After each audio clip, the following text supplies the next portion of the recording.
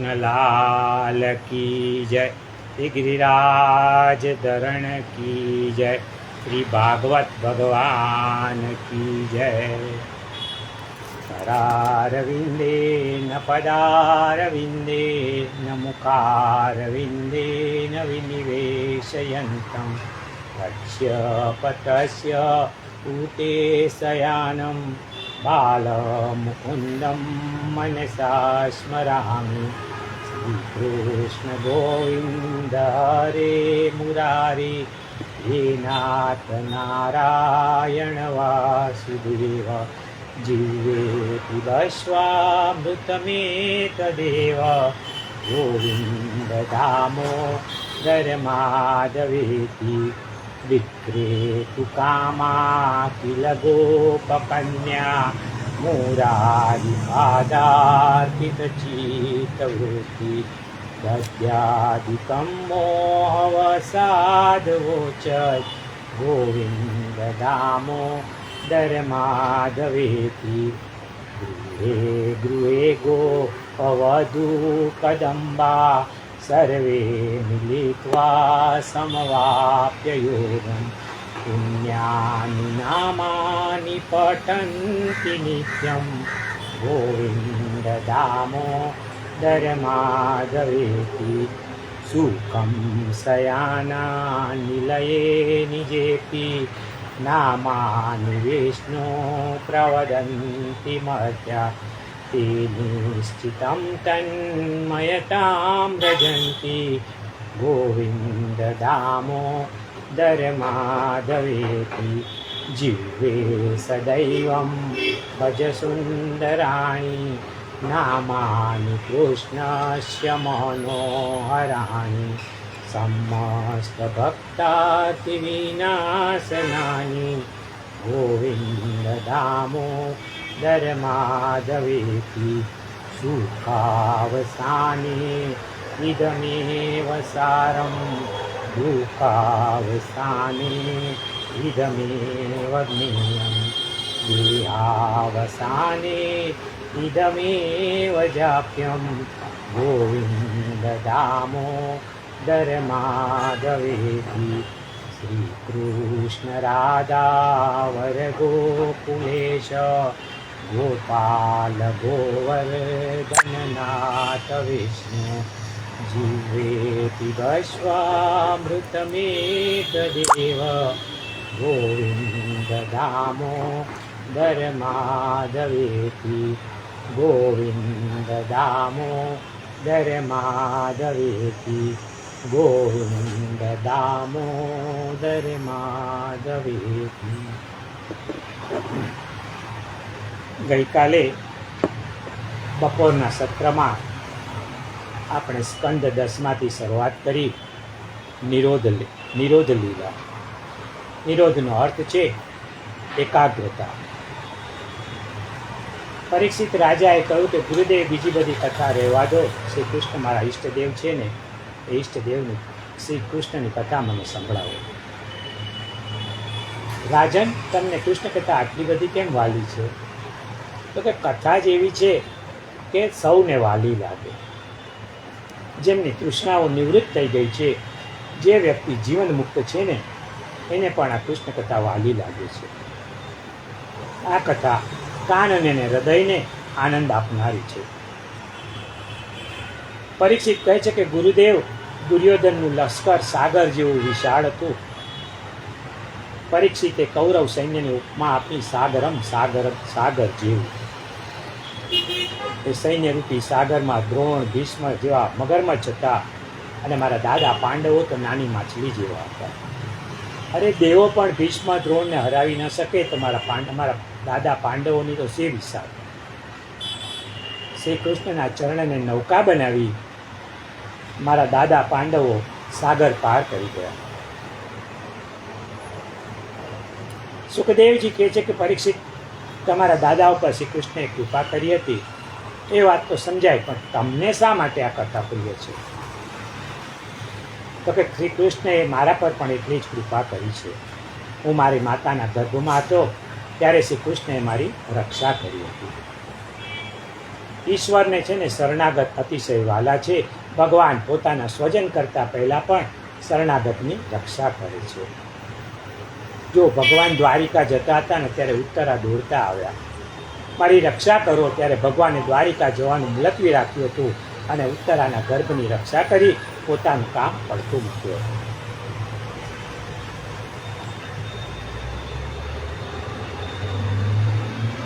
પરીક્ષિત કહે છે કે ગુરુદેવ, સંસારમાં ઘણા બધા દુઃખો છે.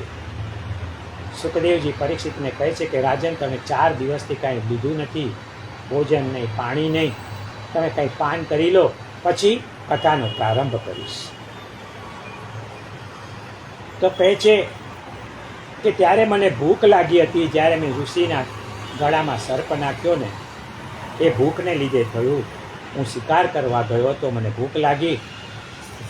શ્રમિક ઋષિએ મને ખાવા પીવા કંઈ આપ્યું નહીં અને સમાધિમાં જ બેઠા રહ્યા. એટલે ગુસ્સામાં મેં ગળામાં સાપ નાખી દીધો. હું અત્યારે ભૂખ્યો નથી. તમારા મુખનું અમૃતપાન કરું છું ને, એટલે મને ભૂખ તરસની કોઈ પીડા જ નથી. તમે કથાનો પ્રવાહ ન અટકાવો. સુખદેવજીને આનંદ થયો. રાજાને અભિનંદન આપ્યા. કહે છે કે ધન્ય છે પરીક્ષિત તમને. સુખદેવજીએ કથા પહેલાં શ્રી કૃષ્ણનું ધ્યાન ધર્યું છે. સુખદેવજી મહાદેવજીનો અવતાર છે. કહે છે કે મહાદેવજી તો ખૂબ સીધા સાધા ને તમે તો બાકે બિહારી છો. તમારું કામ વાંકું, તમારું નામ વાંકું, તમે ટેઢા છો, તમારા ધંધા પણ ટેઢા છો. હું એક સાદો સિમ્પલ માણસ આપનું વર્ણન કેવી રીતે કરી શકું? હે પ્રભુ, આપ મારા હૃદયમાં આવીને બિરાજો અને આપની કથાનું આપ જ વર્ણન કરો. એવું કહેવાય છે કે શ્રી કૃષ્ણએ સુખદેવજીમાં પ્રવેશ કર્યો. 10મા સ્કંદની આ કથા સુખદેવજીના હૃદયમાં બેસીને શ્રી કૃષ્ણ પોતે કહે છે. એટલે જ આ કથા બહુ મીઠી છે, કારણ કે ભગવાને જ રજૂ કરી છે.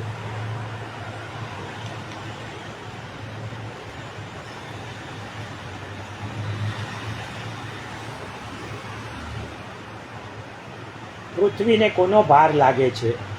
સુખદેવજી કહે છે કે હે રાજન, દુનિયામાં પાપ વધ્યું, અધર્મ વધ્યું. ધરતીને પર્વતો, સમુદ્રો અને વૃક્ષોનો ભાર નથી લાગતો, પણ ધરતીને પાપનો ભાર લાગે છે. પાપ વધે ને ત્યારે પૃથ્વી અકળાઈ જાય છે. પૃથ્વીને કોનો ભાર લાગે છે? તો કે જે માણસ ધર્મથી, ઈશ્વરથી વિમુખ છે, અને જે માણસ સદાચારનું પાલન નથી કરતો ને, એટલે એનો ભાર પૃથ્વીને લાગે છે. પાપનો ભાર સહન ન થતાં પૃથ્વી ગાયનું રૂપ લઈ બ્રહ્માજીના શરણમાં જાય છે. બ્રહ્માજી કહે છે કે પૃથ્વી તારું દુઃખ મોટું છે, મોટા સર્જન પાસે જવું પડશે. એટલે બ્રહ્માજી ગાય લઈને ક્ષીરસાગરમાં ભગવાન પાસે જાય છે. વૈકુંઠના દરવાજા પર ઊભા રહી પૃથ્વી અને બ્રહ્માજી સહિત દેવતાઓ ભગવાનની પાસે દયાની ભીખ માગે છે. કહે છે કે ભક્તો ખૂબ દુઃખી છે, આપ અવતાર લો, ધર્મની સ્થાપના કરો, પાપીઓને મારો. જય જય આનંદ મંગલકારી, જય જય મોહન મદન મુરારી. દેવતાઓની સ્તુતિથી ભગવાન પ્રસન્ન થાય છે. એ છે કે હું કંસના કારાગૃહમાં વસુદેવ દેવકીના પુત્ર તરીકે આવું છું. તમે બધા દેવતાઓ યાદવ તરીકે જન્મ લો. ભગવાન અંતર્ધાન થઈ જાય છે. મથુરાના રાજા ઉગ્રસેનના ભાઈ દેવકની પુત્રી દેવકીના લગ્ન વસુદેવ સાથે થાય છે. કંસ બેનની જાન વળાવવા રથમાં બેસાડીને લઈ જાય છે. ત્યાં આકાશવાણી થાય છે. દેવતાઓને ચિંતા થાય છે. દેવતાઓ ભગવાન ક્યારે પ્રગટે એની રાહ જોઈ રહ્યા છે. ભગવાનને પ્રકટ કરવા પણ એક બહાનું જોઈએ. એટલે દેવતાઓએ આકાશવાણી કરી કે હે કંસ, આ દેવકીનો 8મો ગર્ભ તને મારશે. કંસ જાણતો હતો કે આ 8મો ગર્ભ મને મારશે, એની કરતાં હું દેવકીના 8 પુત્રોને મારી નાખું. કંસ તલવાર લઈને દેવકીને જ પહેલાં મારવા જાય છે. વસુદેવે કંસનો હાથ પકડી લીધો. કંસ બળવાન હતો. કંસને તો કે આ વસુદેવમાં આટલું બધું જોર કેવી રીતે આવી ગયું? કેમ? મને લાગે છે વસુદેવમાં ભગવાનનો આવેશ થયો છે. બીજું, આ દેવકી, વસુદેવ કહે છે કે આ દેવકી એક સ્ત્રી છે, તારી બહેન છે, લગ્નનો મંગળ સમય છે. આ જોતા તું દેવકીને છોડી દે. તને દેવકીથી ડર નથી, તને એના ગર્ભથી, એના બાળકોથી ડર છે. એના એક બાળકો તું મારી નાખશે. દેવકીજીને કીર્તિમાન નામનો પુત્ર થયો. વસુદેવ કંસને આપવા ગયા. કંસે વિચાર્યું કે આ નિર્દોષ બાળકને શા માટે મારું 8મો ગર્ભ આવશે ને એને મારીશ. વસુદેવે કહ્યું કે દેવકી, કંસે છોડી દીધું છે, આ બાળક પાછો આપ્યો છે તો કે કંસ દુષ્ટ બુદ્ધિનો છે, એનું મન એના હાથમાં નથી, એ ગમે ત્યારે ફેરવી દોડશે. નારદ મુનિ કંસ પાસે જઈને કહે છે કે આ તો 8મો પુત્ર ગમે તે હોઈ શકે, તમે કેમ આને છોડી દીધો? કંસ નિષ્ઠુર છે, એણે 6 બાળકોને મારી નાખ્યા. 7મા જ્યારે બલરામજી પધાર્યા છે ત્યારે ભગવાન યોગમાયાને કહે છે કે તારે 2 કામ કરવાના છે. દેવકીના ઉદરમાંથી બલરામને ઉઠાવી ગોકુલમાં રોહિણીના ઉદરમાં પધરાવવાના અને નંદ બાવાને ત્યાં તમે પુત્રી બનો. હું જેલમાં પ્રગટ થાઉં છું. માયાને કહ્યું કે તારે કંસનો માર ખાવાનો છે. દેવકીના ગર્ભમાં પ્રભુ પધારે છે. દેવકીનું તેજ વધી ગયું. કંસ સમજી ગયો કે દેવકીનો 8મો ગર્ભ છે. રાત્રિના 12 વાગ્યાનો સમય થયો. દેવો કહે છે કે પ્રભુ, આપના બધા વ્રતો સત્ય છે. ભગવાન જે પ્રતિજ્ઞા લે ને ત્યારે મિથ્યા થતી નથી. આપનું નામ સત્ય, આપનું ધામ સત્ય, આપનું રૂપ પણ સત્ય. એવા હે સત્યનારાયણ, અમે આપની શરણમાં આવ્યા છે, અમારી રક્ષા કરો. તુલસીદાસજીની નૌકા હતી રામાયણ. રામાયણ રૂપી નૌકામાં તુલસીદાસજી બેસી અને ભવસાગર પાર ઉતરી ગયા. અને આપણા માટે ભવસાગર પાર કરવા માટે એ રામાયણ રૂપી એ નૌકા આપણા માટે મૂકી ગયા. સુખદેવજી, પરીક્ષિત, વ્યાસ, નારદ, સુતજી, સૌનક વગેરે ભાગવતની નૌકામાં બેઠા અને ભવસાગર પાર ઉતરી ગયા. અને આપણે ભવસાગર પાર ઉતારવા માટે આપણા માટે નૌકા બધા છોડી ગયા. ભગવાનનો માનીતો હોય ને એનું કોઈ શું બગાડી શકે? દેવતાઓ કહે છે કે પ્રભુ જે આપને પ્રેમ કરે છે એ સંકટોના માથે પગ મૂકી સંકટોને પાર કરી જાય છે. પણ ભગવાનમાં પ્રેમ તો હોય કોઈ સહેલી વાત નથી. સામાન્ય માણસ તો વિઘ્નોમાં ભાંગી પડે છે. દુઃખના પ્રસંગે ને ઠાકોરજીમાંથી શ્રદ્ધા ઉઠી જાય છે. ભક્ત પ્રહલાદને કેટલા દુઃખો આવ્યા પણ એને જરા પણ ભગવાનમાં શ્રદ્ધા થઈ નથી. એ છેલ્લે ભગવાનમાં સંપૂર્ણ શ્રદ્ધા રાખી તો એ લાલ ચોળ લોખંડનો થાંભલો હતો, અગ્નિથી ગરમ કરેલો, એમાંથી પણ ભગવાન પ્રગટ થયા. સંતોના જીવનમાં પણ દુઃખ આવે છે. એ લોકો પણ આખરે તો માણસો જ છે. પ્રત્યેક સંતનો વિકાસ દુઃખમાં થયો છે. દેવતાઓ ભગવાનની સ્તુતિ કરે છે ત્યારે વસુદેવ દેવકી કારાગૃહમાં જાગી ગયા છે. દેવતાઓએ દેવકીને પ્રણામ કર્યા છે. દેવકી દેવોને પગે લાગવા જાય છે ત્યારે દેવતાઓ કહે છે કે ના માં, તમે તો ઈશ્વરની માં એટલે અમારી પણ માં છો, અમારે તમને પગે લાગવાનું હોય. માં, અમારે તમારી પ્રદક્ષિણા કરવી છે. દેવકી બેઠા છે. બ્રહ્મા, મહાદેવ, ઇન્દ્ર, કુબેર, વરુણ બધાએ દેવકીની પ્રદક્ષિણા કરી છે. કારણ દેવકી એક મંદિર છે, એ મંદિરમાં ભગવાન બિરાજ્યા છે. શ્રી કૃષ્ણના પ્રાગટ્ય વખતે નદીના જલ સ્વચ્છ બન્યા છે. નદીઓને કહ્યું કે આ કૃષ્ણ અમારા બનેવી થવાના છે, કારણ કે યમુનાજી સાથે પરણવાના છે, તેથી બીજી નદીઓના બનેવી થાય ને. યમુનાજી કહે છે કે રાસલીલામાં રમતા જે પસીનો થશે અને જે સ્નાન કરશે તેનો લાભ મને મળશે, તેથી યમુનાજી પ્રસન્ન છે. ભ્રમરો ખુશ છે. દરેકના મન પ્રસન્ન છે. વાતાવરણમાં સાત્વિકતા હોય ને ત્યારે મન પ્રસન્ન થાય છે. આકાશમાં સિદ્ધો ચારણો ભગવાનની સ્તુતિ કરી રહ્યા છે. મેઘોનો ગડગડાટ થયો રહ્યો છે. મેઘ શ્યામ પ્રભુ પધારે છે. સમુદ્ર મોજા ઉછાળે છે. કહે છે કે 100 વર્ષ તો દ્વારિકામાં સમુદ્રમાં રહેવાના છે. એના શ્રી કૃષ્ણના સાનિધ્યનો આનંદ છે. સમુદ્રમાં ભાવની ધરતી આવે છે. શ્રાવણ મહિનો, કૃષ્ણ પક્ષ, અષ્ટમી તિથિને રોહિણી નક્ષત્ર છે. રાત્રિના 12 વાગે જ્યારે કારાગૃહમાં ઘનઘોર અંધકાર છવાયેલો હોય છે ત્યારે વસુદેવ દેવકીએ પ્રથમ ચરણારવિંદના દર્શન કર્યા, ઘૂંટણના દર્શન કર્યા અને ત્યાં ચતુર્ભુજ નારાયણ કારાગૃહમાં પ્રગટ થયા. એ ચતુર્ભુજ નારાયણના દર્શન કરતા વસુદેવ દેવકીને આનંદ થઈ ગયો. શ્રી બાલકૃષ્ણ લાલ કી જય, શ્રી નવનીત પ્રિયા લાલ કી જય, શ્રી કૃષ્ણ કનૈયા લાલ કી જય. આટલે સુધી આપણે ગઈકાલે જોયું. હવે આગળ ઠાકોરજી ચતુર્ભુજ સ્વરૂપે પધાર્યા. ભગવાન 4 હાથવાળા કેમ થયા? ભગવાન કહે છે કે હું મારા ભક્તોની ચારેય દિશાઓથી રક્ષા કરીશ, હું મારા ભક્તોના ચારેય પુરુષાર્થો સિદ્ધ કરીશ, માટે ચતુર્ભુજ સ્વરૂપે પ્રગટ્યા છે. સુખદેવજી કહે છે કે પ્રગટ્યા ત્યારે ભગવાનનું સ્વરૂપ અદ્ભુત છે.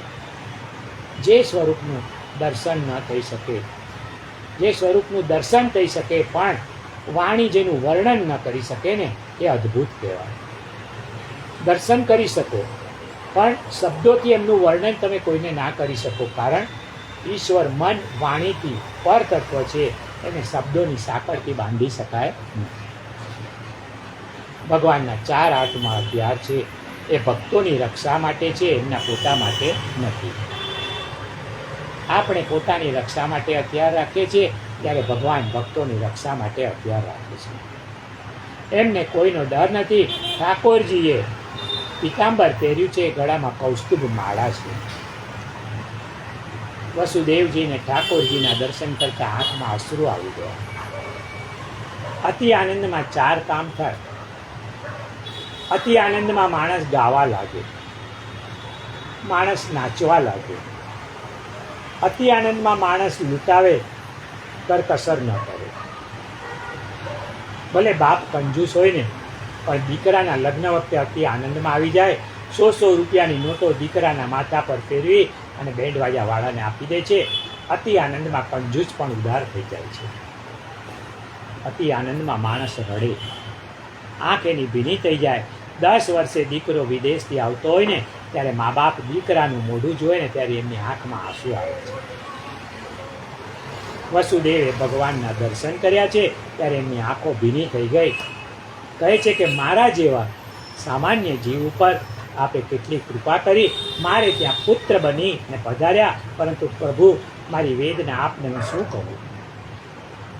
સામાન્ય માણસને ત્યાં પણ દીકરો જન્મે ને, ત્યારે પેંડા પતાસા વગેરે વેચે છે, ત્યારે આપના પ્રાગટ્ય જેવા શુભ પ્રસંગે પણ હું લાચાર છું, કોઈને કશું આપી શકતો નથી. પ્રભુ ગરીબની ઝૂંપડીએ પધાર્યા. પ્રભુનો પિતા લાચાર છે. પ્રભુને બેસાડવા આસન નથી, કે સુવડાવવા માટે ગોદડી પણ નથી. વસુદેવે માનસિક સંકલ્પ કર્યો કે પ્રભુના પ્રાગટ્ય નિમિત્તે હું જ્યારે જેલ મુક્ત થઈશ ને, ત્યારે બ્રાહ્મણોને 10,000 ગાયોનું દાન કરીશ. વેદ કહે છે શિવ સંકલ્પમસ્તુ, હંમેશા સારા સંકલ્પો કરવા. વસુદેવજી સ્તુતિ કરે છે, કહે છે કે પ્રભુ આપ અતિ દયાળુ છો. ઈશ્વર એટલા બધા દયાળુ છે ને, કે માણસ 1000 અપરાધ કરે ને, ત્યારે ભગવાન 999 અપરાધ માફ કરે છે. 1000માંથી 1 જ અપરાધની સજા કરે છે. ભગવાન જો આપણા બધા અપરાધોની સજા કરે ને, તો આપણે 1 દિવસ પણ જીવતા ન રહી શકીએ. પ્રભુ આપ તો સર્વત્ર છો. સંસારમાં એવી કોઈ જગ્યા જ નથી કે જ્યાં પરમાત્મા નથી. જેને સર્વત્ર પરમાત્માનો અનુભવ થાય છે, એના માટે તીર્થસ્થાન અને કબ્રસ્તાન બંને સરખા જ છે. જેને બધે જ પરમાત્માનો અનુભવ થાય છે, એના માટે મંદિર મસ્જિદના ઝઘડા હોતા નથી. માણસનું અજ્ઞાન જ માણસોને ઝઘડાવે છે. જેને બધામાં પરમાત્મા દેખાય ને, એ કોઈની ઈર્ષ્યા કરતો નથી, કોઈનો દ્વેષ કરતો નથી, કારણ એ જાણે છે બધામાં એ જ પરમાત્મા બેઠેલા છે. જેને બધે ભગવાન દેખાય ને, એ કોઈને છેતરતો નથી, કારણ એ જાણે છે કે જેને છેતરું છું ને, એનામાં પણ પરમાત્મા બિરાજે છે. આપણને બધે પ્રભુ દેખાતા નથી, તેથી આપણે એકબીજાની નફરત કરીએ છીએ, કપટ કરીએ છીએ, એકબીજાની ઈર્ષ્યા કરીએ છીએ. વસુદેવ કહે છે કે પ્રભુ આપ એક હોવા છતાં પણ અનેક છો. બધા જ પ્રાણીઓમાં આપ અનેક સ્વરૂપે વ્યાપી રહ્યા છો. પ્રભુ આપના ચરણોમાં હું નમસ્કાર કરું છું. દેવકીએ પણ ભગવાનની સ્તુતિ કરી. દેવકીજીએ ચતુર્ભુજ સ્વરૂપ ભગવાનને કહ્યું કે પ્રભુ અમારે ત્યાં આપ પુત્ર રૂપે પધાર્યા, એ આપની અદ્ભુત લીલા નથી તો બીજું શું છે? ભગવાને કહ્યું હે માં, પૂર્વે પ્રથમ જન્મમાં તમો પ્રશ્ની અને વસુદેવ સુતપા નામના પ્રજાપતિ હતા. તમોએ ખૂબ તપ કર્યું, ત્યારે હું પ્રસન્ન થઈને તમારી સમક્ષ આવ્યો અને વરદાન માગવા કહ્યું. તમો બંનેએ મારા જેવો પુત્ર જોઈએ છે એવું વરદાન માગ્યું. મારા જેવો બીજો કોઈ છે નહીં, ત્યારે હું તમારે ત્યાં પ્રશ્નિગર્ભ નામથી પુત્ર રૂપે પ્રગટ થયો. બીજા જન્મમાં માં તમે અદિતિ અને વસુદેવ કશ્યપ ઋષિ થયા, ત્યારે હું તમારે ત્યાં વામન રૂપે પ્રગટ થયો. અને હે દેવી, તમારા ત્રીજા જન્મમાં હું તમારો પુત્ર થયો છું. ભગવાને વિચાર્યું કે મેં મારા જેવો પુત્ર થશે એવું વરદાન તો આપી દીધું, પરંતુ આ વરદાન પૂરું કરી શકું એમ નથી, કારણ કે મારા જેવું બીજું કોઈ છે જ નહીં. અને વરદાનનો નિયમ એવો છે કે જે વસ્તુ આપવાનું વચન આપ્યું હોય એ ન અપાય ને તો એનાથી 3 ગણું આપવું જોઈએ. એટલે મારા જેવું બીજું કોઈ ન મળતા હું જ તમારે ત્યાં 3 વાર પુત્ર રૂપે જન્મ્યો છું. ભગવાને આ પ્રમાણે પૂર્વજન્મનું માતા પિતાને જ્ઞાન કરાવ્યું. ભગવાને કહ્યું કે મને અહીંથી ઉઠાવો અને ગોકુલમાં નંદ બાવાને ત્યાં પધરાવો અને નંદ બાવાને ત્યાં જન્મેલી યોગ માયાને અહીંયા લઈ આવો. વસુદેવ કહે છે કે પ્રભુ, શું કામ અમને હેરાન કરો છો? અત્યારે ગોકુલ જવું એ તલવારની ધાર ઉપર ચાલવા જેવું છે. પ્રભુ, આ જેલ છે, બહાર કડક સિપાહીનો બંદોબસ્ત છે, મારા પગમાં બધી જંજીરો લાગેલી છે, હાથે હાથકડી છે, દરવાજે મોટા મોટા તાળા છે, વરસાદ વરસે છે, અત્યારે તો યમુનાજીમાં પૂર હશે. પ્રભુ, આ રાત્રિનો ઘોર અંધકાર છે. પ્રભુ, મને તો બહુ સંકટ દેખાય છે. આપને આવી સ્થિતિમાં મારે ગોકુળ કઈ રીતે લઈ જવા? વળી પાછું બીજું કોઈ જોઈ જાય ને તો આખી બાજી ચોપટ થઈ જાય. એના કરતાં પ્રભુ એક કામ કરો, જેમ આપ અહીં કારાગૃહમાં પધાર્યા ને એમ કૃપા કરીને નંદ બાવાને ત્યાં ન જઈ શકો? ભગવાને કહ્યું કે પિતાજી, હું જઈ તો શકું છું, પરંતુ આ કામ મારે તમારા હાથે કરાવવું છે. હું દુનિયાને બતાવવા માગું છું કે જેની સાથે ઈશ્વર હોય ને એનું વિઘ્ન કંઈ બગાડી શકતા નથી. ઈશ્વરને માથે લઈને ફરે ને એના માટે તો કાંટા પણ ફૂલ બની જાય છે. અરે સમુદ્ર ખાબોચિયું બની જાય, પર્વત રાઈના દાણા જેવો બની જાય, અને દુશ્મન હોય ને મિત્ર બની જાય. બધી જ પ્રતિકૂળતાઓ અનુકૂળતા બની જાય. વસુદેવ દેવકીએ પૂછ્યું કે પ્રભુ, આપ ગોકુલથી પાછા ક્યારે પધારશો? ભગવાને કહ્યું કે 11 વર્ષ અને 52 દિવસે હું પાછો આવીશ, અને પછી તમને છોડીને હું ક્યારેય ક્યાંય નહીં જાઉં. વસુદેવ દેવકીએ પૂછ્યું કે પરંતુ પ્રભુ, આપના વિયોગમાં આટલો લાંબો સમય કઈ રીતે પસાર કર્યો? ભગવાને કહ્યું કે મારા ચતુર્ભુજ સ્વરૂપને હૃદયમાં ધારણ કરો. સમય પૂરો થયે હું બધાને છોડીને તમારી પાસે પાછો ચાલ્યો આવીશ. વસુદેવ દેવકીએ ભગવાનનું ધ્યાન ધરવા માટે આંખો બંધ કરી છે, ત્યારે ભગવાન 2 હાથવાળા બાલકૃષ્ણ બની ગયા. દેવોએ પુષ્પની વૃષ્ટિ કરી છે. જેલના તાળા ખુલી ગયા. વસુદેવના પગની બેડીઓ ખુલી ગઈ. વસુદેવે પ્રભુને ટોપલામાં પધરાવ્યા છે અને ગોકુલ જઈ રહ્યા છે. વસુદેવ જાય છે ત્યારે આકાશમાં શું થઈ રહ્યું છે?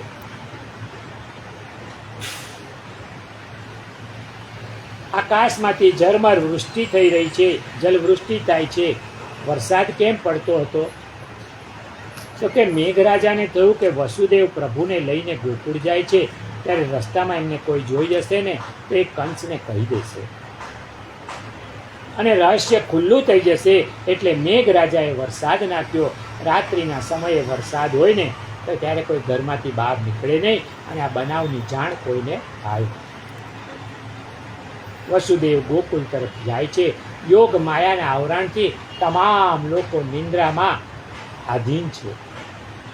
યા દેવી સર્વભૂતેષુ નિંદ્રા રૂપેણ સંસ્થિતા નમસ્તસ્યે નમસ્તસ્યે નમસ્તસ્યે નમો નમઃ. નિંદ્રા રૂપે દેવી તમામ જગ્યાએ વ્યાપી છે. વસુદેવ ભગવાનને માથા ઉપર મૂકે છે. ઘોર અંધકાર છે. વરસાદ વરસી રહ્યો છે. કૃષ્ણ ઉપર વરસાદ પડે નહીં ને એ માટે શેષ નારાયણે ઉપર છત્ર ધર્યું છે. વસુદેવે સારું થયું કે પાછળ ફરીને જોયું નહીં, નહીંતર ટોપલો નાખીને નાસી જાત. આટલો મોટો સાપ પાછળ આવતો હોય તો કોની હિંમત થશે? છતાં પણ જેના માટે ભગવાન બિરાજે ને એને કોઈનો ડર લાગતો નથી. યમના બે કાંઠે વહે છે. ગાગર મેં સાગર ભર આયા, બ્રહ્મ યશોદા કે ઘર આયા. અરે યમના ભરી ભરને લગી ઉછાલા, સાગર સ્વયં નદી તટ આયા, બ્રહ્મ યશોદા કે ઘર આયા, ગાગર મેં સાગર ભર આયા. યમુનાજીમાં પૂર કેમ આવ્યું? તો કે જે ચરણમાંથી ગંગા નીકળી, જે ચરણ કેવટે ધોયા, જે ચરણ માટે યોગીઓ વર્ષોથી તપ કરતા હતા, એ ચરણ આજે સામે ચાલીને મારી પાસે આવ્યા છે. મને ચરણ સ્પર્શ કરી લેવા દે. યમુનાજીને ભગવાનના ચરણ સ્પર્શની તલપ લાગી છે અને યમુનાજીનો પ્રવાહ વધ્યો. કેટલાક કહે છે કે શેષ નાગને જોઈને યમુનાજીમાં પૂર આવ્યું. યમુનાજી વિચારે છે કે એક કાલિય નાગ તો યમુનાજીમાં પહેલેથી ઘૂસેલો છે, નીકળતો નથી. કૃષ્ણની પાછળ પાછળ આ બીજો શેષ નારાયણ નાગ પણ જો ઘૂસી જાય એટલે શેષને ડરાવવા માટે યમુનાજી આજે ભયંકર બન્યા છે. શેષ નાગને જાણે કહેતા હોય કે કૃષ્ણ વસુદેવ ભલે મારા પાણીમાં આવે છે, પણ તમે પ્રવેશ નહીં કરતા, હું તમને વહાવીને સમુદ્રમાં ફેંકી દઈશ. શ્રી મહાપ્રભુજી સુબોધિનીજીમાં લખે છે કે યમુના જે છે ને એ યમરાજાના બહેન છે. યમ જેવા એ પણ ભયંકર છે. તેથી ભયંકર રૂપ ધારણ કર્યું. વસુદેવ યમુનામાં પધાર્યા. ઠાકોરજીએ સુપડામાંથી ચરણ બહાર કાઢ્યો. યમુનાજીએ ચરણ સ્પર્શ કર્યો અને પૂર ઉતરી ગયા. પૂર કેમ ઉતરી ગયું? યમુનાજીને કહ્યું કે વસુદેવ તો મારા સસરા છે, એમને ખબર પડશે કે કનૈયાની પત્ની આવી ભયંકર છે તો લગ્ન નહીં થાય. એટલે યમુનાજીએ સૌમ્ય રૂપ ધારણ કર્યું. પુષ્ટિ માર્ગની દ્રષ્ટિએ એવો અર્થ થાય કે મહાપ્રભુજીએ યમુનાષ્ટકમાં યમુનાજીના 8 ઐશ્વર્યની ચર્ચા કરી છે. યમુનાજી પાસે 8 ઐશ્વર્ય છે. આ બધા ક્યાંથી આવ્યા? તો કે છે કે ઠાકોરજી પાસેથી. ઠાકોરજીએ વિચાર્યું કે આ ગોકુળની બાળ લીલાઓમાં મારે આ બધા ઐશ્વર્યની જરૂર નહીં પડે, તો મારે લઈ જવાની જરૂર નથી. એટલે ગોકુળમાં જતા પહેલા આ 8 ઐશ્વર્યો ચરણ સ્પર્શ દ્વારા યમુનાજીમાં પધરાવ્યા અને કહ્યું કે તમારી જે ભક્તિ કરે ને એને ઐશ્વર્યનું દાન કરવું. શ્રી મહાપ્રભુજીએ યમુનાષ્ટકમાં યમુનાજીની સ્તુતિ કરી છે. એ સ્તુતિનો જે દરરોજ પાઠ કરે ને એને યમનો ડર રહેતો નથી. યમુનાજીની ભક્તિ કરે ને યમરાજાનો ભાણેજ કહેવાય. યમુનાજીને દરરોજ યાદ કરો.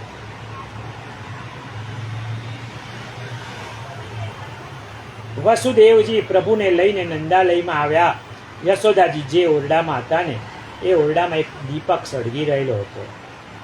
જ્યારે વસુદેવે બાળકૃષ્ણ સાથે પ્રવેશ કર્યો ને ત્યારે દીપક બુઝાઈ ગયો.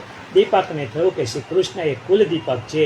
કુલ દીપક આવ્યા પછી મારી હવે કોઈ જરૂર નથી અને દીપક બુઝાઈ ગયો. દીપકને કહ્યું કે શ્રી કૃષ્ણના વિયોગમાં આજ સુધી બળતો રહ્યો અને હવે જ્યારે શ્રી કૃષ્ણના સંયોગનું સુખ લૂંટવું છે, વિયોગનું દુઃખ ચાલ્યું ગયું, હવે વિયોગના દુઃખમાં બળવાની જરૂર નથી અને દીપક બુઝાઈ ગયો. અરે દીવો તો યશોદાજીને જગાડવા માટે બુઝાયો છે. સવાર થવા આવી, મૈયા જાગો એવો સંકેત આપવા દીવો બુઝાઈ ગયો. કે છે કે ભગવાન આવ્યા છે ને મૈયા તું ઊંઘે છે. જો સોવત હૈ वो खोवत है, जो जागत है सो पावत है. વસુદેવને મનમાં અફસોસ થાય છે કે મારે ભગવાનને છોડીને માયાને લઈને જવું પડે છે. વસુદેવ શ્રી કૃષ્ણને યશોદા પાસે મૂકી માયાને લઈને જાય છે. જતી વખતે આકાશ તરફ જોઈને ચંદ્રને કહે છે કે હે ચંદ્રમા, તમારી સાક્ષીએ મેં મારા બાળકને અહીં મૂક્યો છે. નંદ બાવા ભવિષ્યમાં જો ફરી જાય ને તો તમારે સાક્ષી આપવાની છે.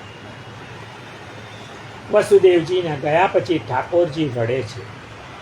વસુદેવ ભક્ત છે, ભક્ત ભગવાનને મૂકી માયાને પકડે ને ત્યારે ભગવાન રડે. આવું ભક્તને શોભે. વસુદેવ યોગ માયાને લઈને મથુરા આવ્યા. યોગ માયા પણ કારાગૃહમાં જઈને રડવા લાગ્યા. ચોકીદારો દોડ્યા, કંસને ખબર આપી. કોઈ બચ્ચા રોતા હે. કંસ દોડ્યો, બાળકીને દેવકી પાસેથી ખેંચી લઈ પથ્થર ઉપર પછાડવા જતો હતો. બાળકી હાથમાંથી છટકી ઉપર જઈ અને અષ્ટભુજાધારી થયા અને કંસને કહ્યું કે હે કંસ, તું મને શું મારે છે? તને મારનાર તો જન્મી ચૂક્યો છે. કંસને કહ્યું કે આટલું ધ્યાન રાખ્યું ને છતાં પણ એ તારા હાથમાંથી છટકી ગયો. અને પછી દેવકીના 8મા પુત્રને શોધવા માટે મથુરામાં કંસના દરબારમાં મીટિંગ ભરવામાં આવી.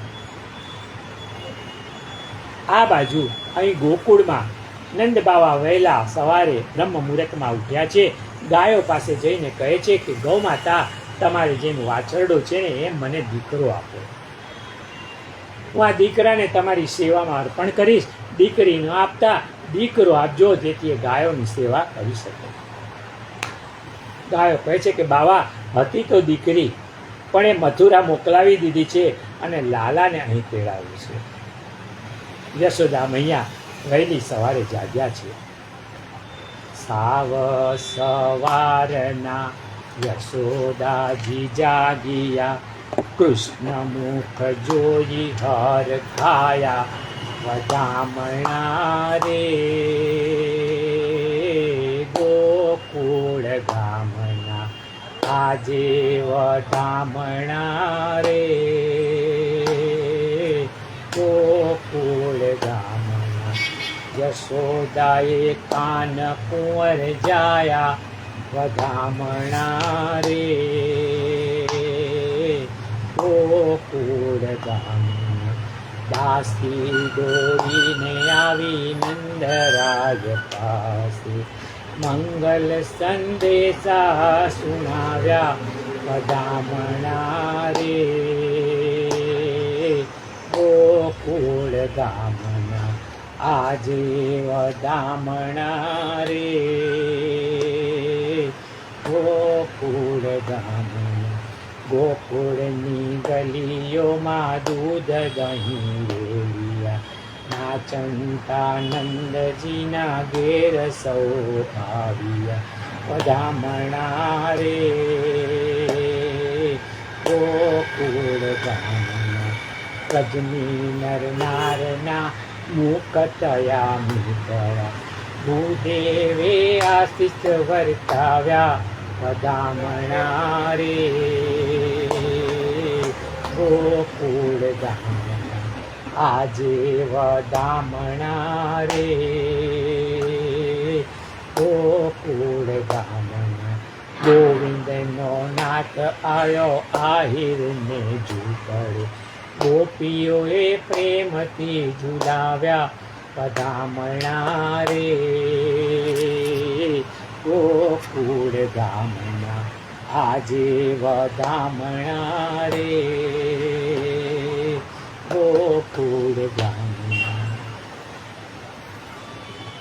એવા વાયાને વાદળ ઉમટ્યા, ગોકુલમાં ક્યાં મોર મળવા.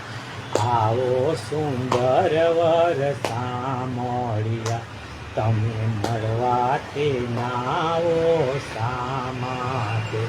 નહીં આવો તો નંદજીની આણ રમવા. આવો સુંદર વર સામળ્યા. વાયાને વાદળ ઉમટ્યા, ગોકુળમાં ક્યાં મોર મળવા. આવો સુંદર વર સામળ્યા, તમે કાળી તે કામળી ઓઢંતા. તમે ભરવાડના ભાણે જ મળવા. આવો સુંદર વર સામળ્યા, ગોકુળમાં ક્યાં મોર મળવા. આવો સુંદર વરસા મળ્યા. તમે વૃંદાવનમાં મોરલી વગાડતા હતા, તમે ગોપીઓના ચિત્રો મળવા આવો સુંદર વરસા મળ્યા. ગોકુલમાં ટહુક્યા મોર મળવા આવો સુંદર વરસા મળ્યા. મેતા નરસિંહના સ્વામી સામળ્યા, વાલે રમાડ્યા મને રાત મળવા આવો સુંદર વરસા મળ્યા. વાગાયાને વાદળ ઉમટ્યા, ગોકુળમાં ટહુક્યા મોર મળવા આવો સુંદર વરસા મળ્યા.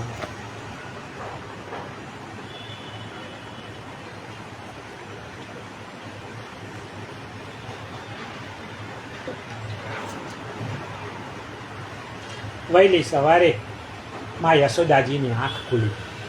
યશોદાજીએ પ્રભુના દર્શન કર્યા. દર્શન કરતાં કરતાં અતિ આનંદ થયો. યશોદાજીના નણંદ સુનંદાજી બાજુમાં સૂતા. બાળકના રડવાનો અવાજ સાંભળ્યો. સુનંદાજી યશોદાજી પાસે દોડી આવ્યા. યશોદાજીએ સુનંદાને કહ્યું કે નંદ બાવાને ખબર આપો કે લલ્લા ભયો. સુનંદાજી દોડતા દોડતા નંદ બાવાની પાસે આવ્યા. કહ્યું ભૈયા વધાઈ હો બધાઈ હો. શું વધાઈ લાવી છે? સુનંદા બોલ્યા છબીલો લાલ આવ્યા શ્રી ગોકુળે તારવા, છબીલો લાલ આવ્યા શ્રી ગોકુળે તારવા. નંદ બાવાએ કહ્યું કે સુનંદા સુનંદા ભજન ગાવાના બંધ કર અને બોલ તું શું વધાઈ લાવી છે? સુનંદા બોલ્યા મંગલ રૂપ નિધાન સાવરો, મંગલ રૂપ નિધાન જા દિન તે હરી ગોકુલ પ્રગટે, દિન દિન હોત કલ્યાણ સાવરો, મંગલ રૂપ નિધાન. નંદ બાવા કહે છે કે અરે સુનંદા બધું ગાવાનું બંધ કરે ને મને કહે કે તું શું વધાઈ લાવી છે? સુનંદા કહે છે કે મંગલમ મંગલમ વ્રજભૂમિ મંગલમ, મંગલમિહ નંદ યશોદા, મંગલમ મંગલમ વ્રજભૂમિ મંગલમ. નંદ બાવા અધીરા બનીને કહે છે કે સુનંદા તું હજી ભજન ગાયા કરે છે, મને જલ્દી જણાવ કે તું શું વધાઈ લાવી છે? સુનંદા કહે છે કે ભૈયા ऐसे નહીં બતાઉંગી, પહેલે મુંહ ખોલો. નંદ બાવાએ મોઢું ખોલ્યું. સુનંદાએ નંદ બાવાના મોઢામાં પેંડો મૂક્યો અને કાનમાં કહ્યું કે ભૈયા ત્યારે વહાં લાલા ભયો હૈ, લલ્લા ભયો હૈ. આ વધાઈ સાંભળીને નંદ બાવાને એટલો બધો આનંદ થયો કે જેટલો આનંદ જન્મો જન્મના દરિદ્રને ઇન્દ્રનો વૈભવ મળવાથી થાય. જે આનંદ ઘણા દિવસના ભૂખ્યા માણસને 56 ભોગ આરોગવા પછી મળે ને, અને જે આનંદ થાય અનંત જન્મોની સાધના પછી મુમુક્ષુને મોક્ષ પ્રાપ્તિથી મળે ને, એવો આનંદ આજે નંદ બાવાને થયો. નંદ બાવા હજી આશ્ચર્યથી પૂછે છે સુનંદા તું મજાક તો નથી કરતી ને? સુનંદાએ કહ્યું કે નહીં નહીં ભૈયા मैं सच कह रही हूँ, यार वहाँ लल्ला भयो है. नंद बाबाए पूछ्યું કે લલ્લા कैसो है? તો કે ખૂબ જ સુંદર. મધુરાધિપતેરખિલમ મધુરમ અધરમ મધુરમ વદનમ મધુરમ નયનમ મધુરમ હસિતમ મધુરમ હૃદયમ મધુરમ ગમનમ મધુરમ મધુરાધિપતેરખિલમ મધુરમ. હવે નંદ મહોત્સવ. ભાગવતમાં નંદ મહોત્સવના 18 શ્લોકો છે. આજે પણ વ્રજમાં કેટલાક સંતો એવા છે કે દરરોજ આ 18 શ્લોકોનો પાઠ કરે છે. નંદ મહોત્સવના શ્લોકોનો પાઠ કરવાથી આનંદની પ્રાપ્તિ થાય છે. શું કહે છે? નંદ ઘેરા નંદ ભયો જય કનૈયા લાલ કી, નંદ ઘેરા નંદ ભયો જય કનૈયા લાલ કી. હાથી દિયા ઘોડા દિયા ઓર દિયા પાલકી, જશોદા કી કોક ભયો જય કનૈયા લાલ. નંદ ઘેરા નંદ ભયો જય કનૈયા લાલ કી. સુખદેવજી વર્ણન કરે છે કે નંદ બાવા પુત્ર જન્મના સમાચાર સાંભળીને ખૂબ ઉદાર બન્યા છે. મનુષ્ય માત્ર સારા પ્રસંગે ઉદાર બની જાય છે. સારા પ્રસંગ ઉદારતાથી પ્રસંગ દીપી ઉઠે છે. પ્રસંગમાં 4 ચાંદ લાગી જાય. જો વરરાજા ઘોડા પર બેસીને પરણવા જતો હોય ને ત્યારે ખૂબ ઉદાર બની જાય છે. એક સાથે 2 પાન ચાવતો હોય, 400-500 રૂપિયાની અત્તરની આખી બાટલી વાપરી નાખે. અરે મિત્રોના ઉપર બી ચાલે. દીકરીનો બાપ પણ દીકરીના લગ્ન પ્રસંગે ઉદાર બની જાય છે. પાછળથી લગ્નના ખર્ચનો હિસાબ કરવા બેસે ને ત્યારે દુઃખી થાય. કહે છે કે 70,000 લાખ રૂપિયા સુધી ધાર્યા હતા, આ તો 5 લાખ રૂપિયા ખર્ચો થઈ ગયા. અને જો એ વખતે પત્ની શાકના પૈસા કે બ્યુટી પાર્લરના પૈસા માગવા આવે ને તો એ દાંતિયા કરે, પણ લગ્ન વખતે ઉદાર આ એક સ્વભાવ છે. ઉદારતા વિના પ્રસંગમાં આનંદ આવે જ નહીં. નંદ બાવાને ત્યાં 89 વર્ષે લાલો આવ્યો છે. અતિ આનંદ થાય તેમાં શું નવાય. નંદ બાવાએ કહ્યું કે મારે અભૂતપૂર્વ ઉત્સવ કરવો છે. નંદ બાવા આજે અતિ ઉદાર બન્યા છે. શ્રી વલ્લભાચાર્યજીએ ઉદારતાની વ્યાખ્યા આપી છે કે જેની પાસે 5 રૂપિયા હોય ને અને 7 વાપરે ને એ ઉદાર કહેવાય. 5 હોય અને 3 વાપરે એ વ્યવહાર કુશળતા છે. નંદ બાવાએ સુનંદાને કહ્યું કે સાંડિલ્ય મુનિને બોલાવો, બ્રાહ્મણોને બોલાવો, વાજા વગડાવો. મને આજે અત્યંત ખુશી છે. હું આજે મારું સર્વસ્વ લૂંટાવી દેવા માગું છું. નંદ બાવાએ આજે મન મોટું કર્યું છે. સામાન્ય રીતે કરકસર કરવી, પરંતુ પ્રસંગમાં હર્ષના સમયે મન મોટું રાખવું. પ્રસંગમાં કરકસર ન કરવી. પ્રસંગ હોય ને એમાં થોડું નુકસાન પણ થાય. શું ફૂટી ગયું, શું તૂટી ગયું, કોણ જમી ગયું, આવો બધો હિસાબ રાખવાનો ન હોય. આવું બધું વિચારીએ ને તો ઉત્સવનો આનંદ આવે જ નહીં. અને આ તો નંદ મહોત્સવ છે. ઉત્સવ અને મહોત્સવમાં ફરક છે. મહોત્સવમાં 5 વસ્તુનું પ્રાધાન્ય હોય: ખાન, પાન, ગાન, તાન અને દાન. ઘેર સારો પ્રસંગ હોય ને ત્યારે ખાવાનું મહત્વ હોય જ. જમવાનું બધાને ન પાય તો છેવટે ચા નાસ્તો તો હોય જ. ગાન, સારા પ્રસંગમાં ગાવાનું પણ હોય. ભજનો, સ્મરણાંજલિ જેવા કર્ણપ્રિય ભજનોનું ઉત્સવમાં સ્થાન હોય જ. તાન, શુભ પ્રસંગે લોકો તાનમાં આવીને નાચે છે. ઉત્સાહ હોય છે. આનંદને અભિવ્યક્ત કરવા બીજો ઉપાય નથી. નાચે છે, કૂદે છે ને હરખાય છે. દાન, સારા પ્રસંગે દાનનું ખૂબ મહત્વ હોય છે. નંદ બાવાને ત્યાં ખાન, પાન, ગાન, તાન અને દાનનો મોટો જલસો થયો. દાનમાં નંદજીએ બ્રાહ્મણોને ખુલ્લે હાથે દાન કર્યું છે. કહે છે, આતી દિયા ઘોડા દિયા ઓર દિયા પાલો, નંદ ઘેરા નંદ ભયો જય કનૈયા લાલ.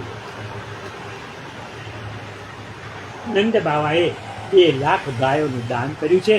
અને આ બધી ગાયો કેવી હતી?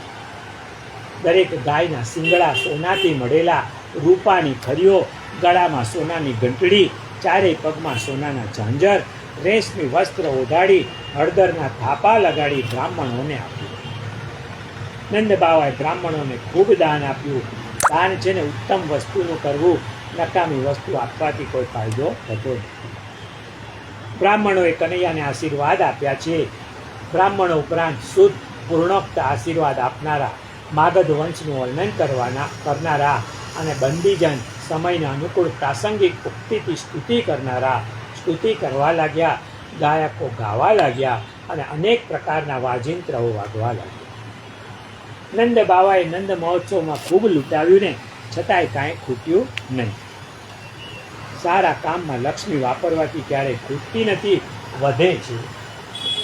સંત કહે છે, તુલસી પંચિન કે પિયે ઘટે ન સરિતાની, ધર્મ કિએ ધન ના ઘટે, કહત કબીર કબીર સિયાવર રામચંદ્ર કી જય, રઘુવીર રામચંદ્ર કી જય. સારા કાર્યમાં ક્યારે પીછેહટ ન કરવી. લક્ષ્મી ક્યારે પ્રસન્ન થાય તો કે જ્યારે એના પતિ માટે ભગવાન માટે વપરાય ને, નારાયણ માટે વપરાય ને, ત્યારે લક્ષ્મી ખુશ થાય. એક શેઠ હતો બહુ કંજૂસ. ગાયનું દાન આપવાની ઈચ્છા થઈ. ગાયની કિંમત પૂછતા 400-500 રૂપિયાવાળી ઓછા ભાવે, રૂપિયાથી ઓછા ભાવે મળવાવાળી કોઈ ગાય નહીં. એટલામાં કોઈએ એને કહ્યું કે મારા પાડોશીને એક ગાય છે, એ સસ્તામાં મળી જશે. શેઠે તપાસ કરી તો કહ્યું કે 101 રૂપિયામાં આપીશ. શેઠ તો રાજી થઈ ગયા. બ્રાહ્મણને બોલાવ્યો. બ્રાહ્મણે વિચાર્યું કે ગાય તો ઘરે જઈ મળી જશે, પણ એની સાથે સાડી ને રોકડા રૂપિયા તો મળશે. લોભી હતો, એને દાન સ્વીકાર્યું.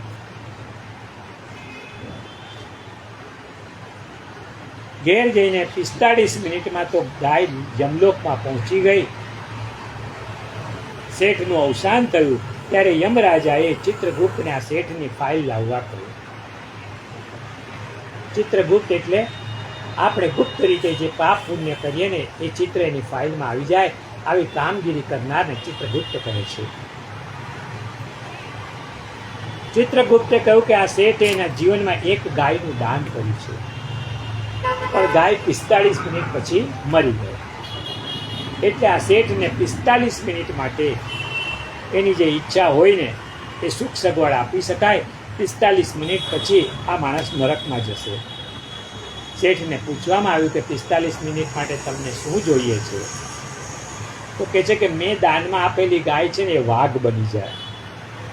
વાઘને શેઠે કહ્યું કે આ યમરાજા અને ચિત્રગુપ્તને ખાઈ જા. વાઘ તો બંનેની પાછળ પડ્યો. યમ અને ચિત્રગુપ્ત બચાવો કરતા બૂમો પાડતા વૈકુંઠમાં ભગવાનની પાસે આવ્યા. શેઠ પણ યમ વાઘની સાથે વૈકુંઠમાં ગયો. એટલામાં 45 મિનિટ તો પૂરી થઈ ગઈ. શેઠને ચિત્રગુપ્તે કહ્યું કે હવે તું નરકમાં જા. આ વાઘ પણ ગાય બની ગઈ છે. તારો પુણ્યકાલ સમાપ્ત થઈ ગયો છે.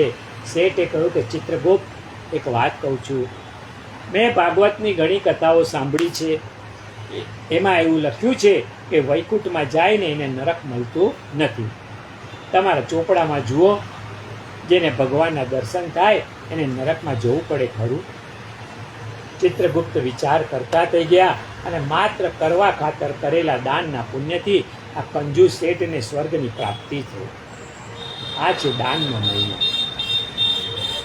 ગેર પ્રસંગ હોય ને ત્યારે દુશ્મનને પણ આમંત્રણ આપવાનું ભૂલશો નહીં. અત્યારના લોકો તો બહુ સાંકડા મનના હોય છે. બીજો બોલાવે કે ન બોલાવે, પણ આપણે અવશ્ય બધાને બોલાવવા, એ ઉદારતા છે. આપણા મનને મોટું કરો. મન ભગવાનની વિભૂતિ છે. ગીતામાં ભગવાને કહ્યું છે, ઇન્દ્રિયાણામ મનસાસ્મિ, ઇન્દ્રિયોમાં મન હું છું. મન આકાશ જેવું વિશાળ અને સમુદ્ર જેવું ભીતર, ગંભીર ઊંડું રાખવું, છીછરું નહીં. મકાન મોટું ના હોય ને તો કશો વાંધો નહીં, પણ એમાં રહેનારનું દિલ મોટું હોવું જોઈએ. મોટા મનનો કોણ છે? તો કે પોતાના દુઃખમાં બીજાને ભાગીદાર ન બનાવે, પણ બીજાના દુઃખમાં પોતે ભાગીદાર બને ને એ મોટા મનનું છે. પોતાનું દુઃખ પોતે સહન કરે અને બીજાનું દુઃખ જોઈને પોતે બેસી ન રહે ને એ સાચો વૈષ્ણવ છે. જુઓ, ભગવાનથી મોટું કોઈ નથી. એટલે જેનું મન ભગવાનમાં છે ને એ મોટા મનનું છે. નંદ બાવાએ બ્રાહ્મણોને આમંત્રણ આપ્યા છે. સારા પ્રસંગમાં 3 બાબત અવશ્ય કરવી. એક તો દીકરી હોય ને તેને ઘરમાં પહેલાં તેડાવવી. દીકરી વિના પ્રસંગની શોભા નથી.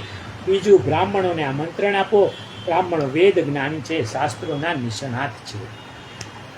ત્રીજું, ગાયની પૂજા કરવી. ગાયને ઘાસ નાખો. ગાય એ ધર્મનું પ્રતીક છે. બ્રાહ્મણોએ નંદ બાવાને કહ્યું કે સ્નાન કરો. નંદ બાવા નાયા તો હતા જ, પરંતુ સ્નાન 2 પ્રકારના છે. એક નિત્ય સ્નાન અને બીજું નૈમિતિક સ્નાન. ઘેર પુત્ર જન્મે ને ત્યારે પિતાએ સ્નાન કરવું પડે છે. આ શાસ્ત્ર આજ્ઞા છે. કોઈ સંબંધીનું મૃત્યુ થાય, મરણ થાય ને તો પણ સ્નાન કરવું પડે. આ નૈમિતિક સ્નાન કહેવાય. પુત્ર જન્મ વખતે સ્નાન કરીએ ને મંગલ સ્નાન છે. નંદ બાવાએ મંગલ સ્નાન કર્યું. આભૂષણ પહેર્યા. બ્રાહ્મણોએ નંદ બાવા પાસે જાત કર્મ સંસ્કાર કરાવ્યા. જાત કર્મ સંસ્કાર એટલે શું? વસ્તુમાં રહેલી અશુદ્ધિ દૂર કરવા જે કરીએ ને સંસ્કાર કહેવાય.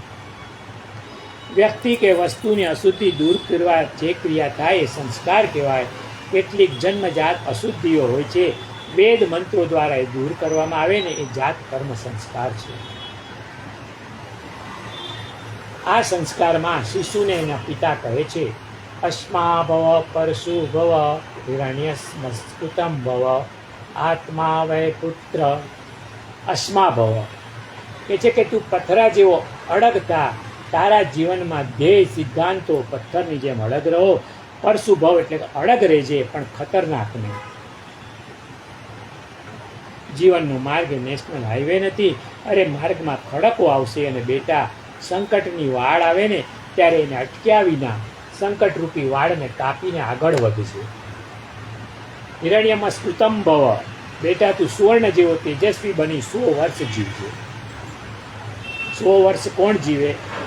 તો કે યોગની ભાષામાં તંદુરસ્ત માણસ રોજના 21,600 શ્વાસ લે ને તો પૂરા 100 વર્ષ જીવી જાય.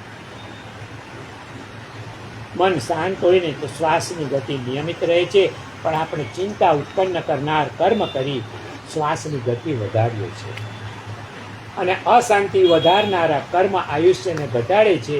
બીજું, આહાર ઓછો ને એટલી તંદુરસ્તી વધારે. પૂરું પેટ ભરીને કદીએ ન ખાવું, અડધું જમવું, અડધો ભાગ અન્ન, 1/4 ભાગ પાણી અને 1/4 ભાગ હવા માટે ખાલી રાખવો જોઈએ. અતિ ભોજનથી આયુષ્ય ઘટે છે.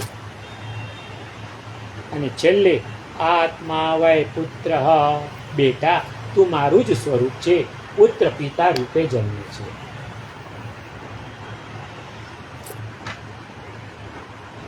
ભગવાનનો આ પ્રમાણે જાત કર્મ સંસ્કાર કર્યો. પિતૃઓનું તર્પણ કર્યું. પુત્ર જન્મે ને ત્યારે પ્રાચીન કાળમાં પિતૃઓનું તર્પણ કરવામાં આવતું. મા બાપ હાજર હોય તો એમને નમસ્કાર કરો, મા બાપ ન હોય તો એમની તસવીરોને પ્રણામ કરો. નંદ બાવાએ આજે બધા જ દેવોની પૂજા કરી. જુઓ, સૂર્ય પ્રકાશ આપે છે, જ્યારે વીજળીનું બિલ આવે છે એ ભરવું પડે છે. ઓક્સિજનના પૈસા થાય, હવા લેવા માટે આપણને મફત મળે છે. આ બધાનું બિલ ચૂકવવું પડે ને તો કેટલો ખર્ચો થાય. દેવતાઓ 24 કલાક આપણી મફત સેવા કરે. આપણે આ દેવતાઓના ઋણી છીએ, એથી દેવોની પૂજા કરવી જોઈએ. આ સત્રને આપણે અહીં વિરામ આપીએ. આવતીકાલે બપોરે 2:45 વાગે 2:45 કલાકે નંદ બાવાને ત્યાં ઢાઢી ઢાઢણ નાચવા આવે છે. ત્યાંથી પાછું આપણે વાંચવાનું ચાલુ કરશું. ત્યાં સુધી સર્વને જય શ્રી કૃષ્ણ, જય શ્રી કૃષ્ણ, જય શ્રી કૃષ્ણ.